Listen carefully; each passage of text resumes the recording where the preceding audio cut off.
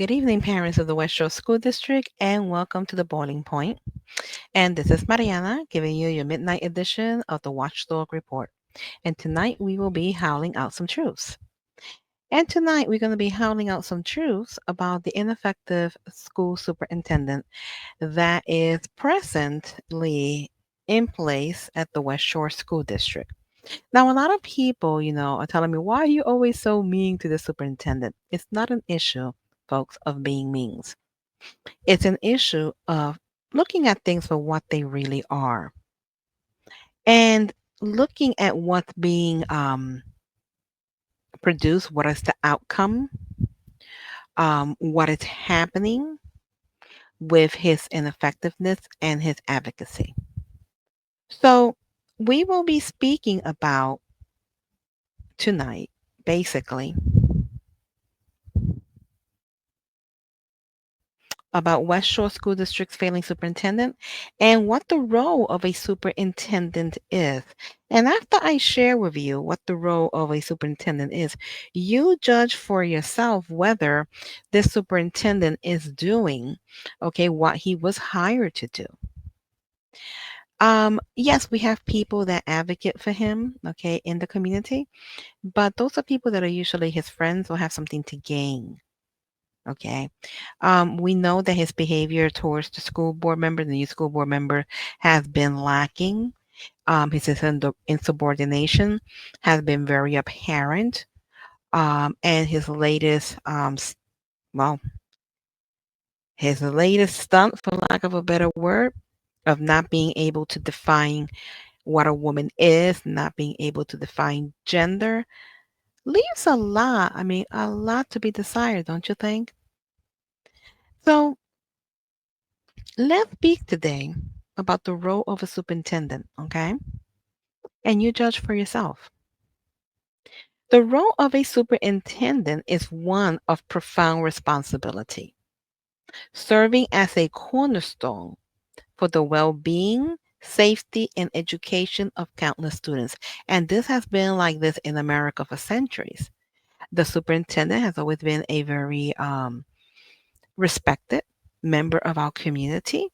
But he's always had the well being of our children and our families in mind. When this responsibility is not met, particularly in areas as critical as preventing violence and bullying, it does become imperative to reassess his leadership. His failure to address these issues not only jeopardizes the physical and emotional safety of our students, but also undermines the trust and confidence of the parents, the teachers, and the community as whole. Now, we have gone in circles, okay, talking about the violence of the West Shore School District to have a superintendent deny that this is even an issue. You go on social media, on any parental groups that you have in reference to the social, to the West Shore School District, the bullying and the violence, you will find parents crying out for help, okay, because this is happening in the schools. But yet he sits there and deny it.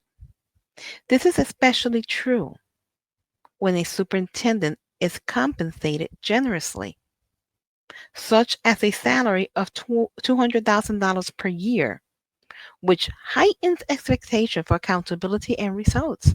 So, he gets paid, guys. He gets paid by our tax dollars. And he gets paid a very generous sum.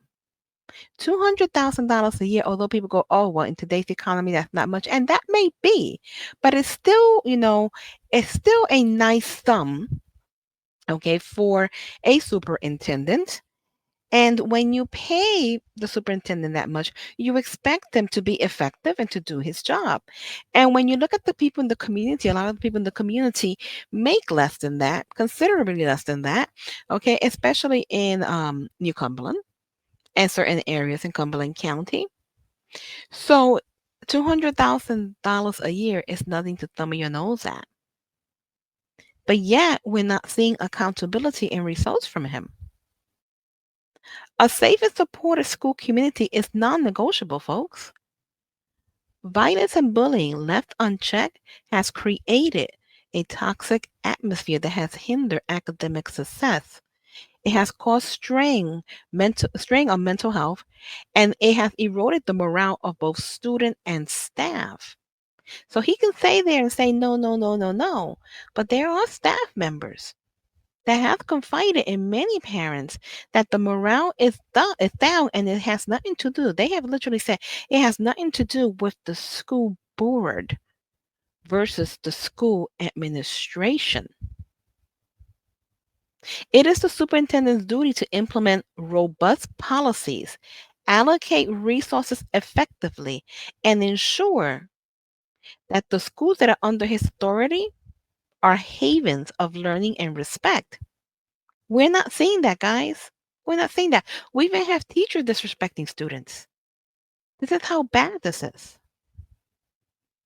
If these measures are absent or ineffective, it is a clear failure in his leadership. Such negligence signals a lack of vision, urgency, and commitment to the very purpose of public education. Moreover, the financial aspect cannot be ignored. A salary of $200,000 demands accountability and measurable outcomes. For this level of compensation, the community rightfully expects a superintendent who takes decisive actions, foster collaboration among stakeholders, and prioritize the safety and well-being of students above all else. And we have not been seeing this. Fairview, Allen, Old Trail, Cedar Cliff, Redland, New Cumberland Middle School, we've all had problems with the bullying and violence. I mean, this year started with bullying and violence. But yet he sits there and denies it. It's disgusting, guys. If these expectations are unmet, the community has every right to demand a change. And this is what it's about, guys. It's not that it's a personal vendetta. No, it's that he is failing our children, he is failing our community, and he is failing our teacher. And as a community, we have the right to demand change. He doesn't understand that leadership is not about his title or how much he gets paid. It is about results. And academically, we've seen the PSSA scores. The results are horrendous. So it is about results, guys, integrity, and a steadfast dedication to those who he serves. And this is the issue. He doesn't understand that he's our servant. He doesn't understand that he is our employee. Okay. He acts as though he is a tyrant, as he is Lord and Master, and he's not. And he's not. So, yes, we have every right to demand change. It's our tax dollars, it's our children. Our kids are being bullied. We have the violence in the school. And then we have, the scholastic, results are horrible. And then, he's an advocate. And he sits there and dare say that there's no way of defining gender. He sits there, and although he says that he's not against it, he is against the policy that the school board is working on to keep biological male, out of women's sports. He's part of the problem. He's part of the woke mob, and we're paying him $200,000 for what, guys? For what? So, in conclusion, because I'm going to keep this short today, okay? Replacing a superintendent, and this is any superintendent, who has failed to address violence and bullying is not just a matter of accountability, but a moral obligation to the students and family who depends on the school system. A leader, a superintendent, who cannot fulfill this fundamental duty does not deserve the privilege or compensation for their position. The future of a community, and when I say that, I mean any community, lies in its schools. And its leadership must reflect the values and aspirations of those it serves. There goes that word again, serves. Does he understand that he serves us? Does he understand that he's our employee and that we're, looking for results and we're looking for solutions? Does he understand that? A change in leadership is not merely an option, but it is a necessity for our children's progress and for the trust of the parents to be restored. I know many parents who do not trust him, and I am among them because I seen him act like the dirty bird that he is. And then to slander the school board, to slander parents on social media, that's not acceptable, guys. That's not acceptable. So, what I'm asking you to do basically is keep an eye on him. And if there is not a change, then, guys, parents, you have the right to demand, not request, demand his removal. Because this lack of leadership, this ineffectiveness that we have in this superintendent who is being paid handsomely by we the taxpayers cannot continue.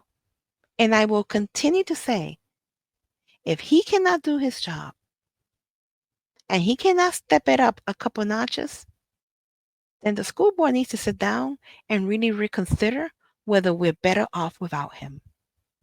So this is Mariana from the Boiling Point signing off. And again, guys, it is time that we are the voice for our children, that we protect our children because he's unable to do it. And also that we request accountability for the tax dollars that's being used to pay his salary. And he's not doing anything but being an advocate. So this is Mariana from the Boiling Point signing out. God bless.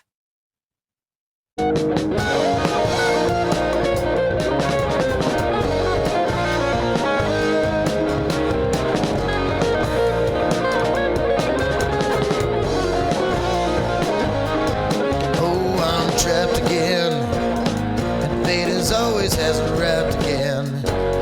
I always get caught in my life of sin, but I just keep on going back again. You know I'm lost again, when all I wanted was to find a friend, someone that I can always depend on to help me find my life again.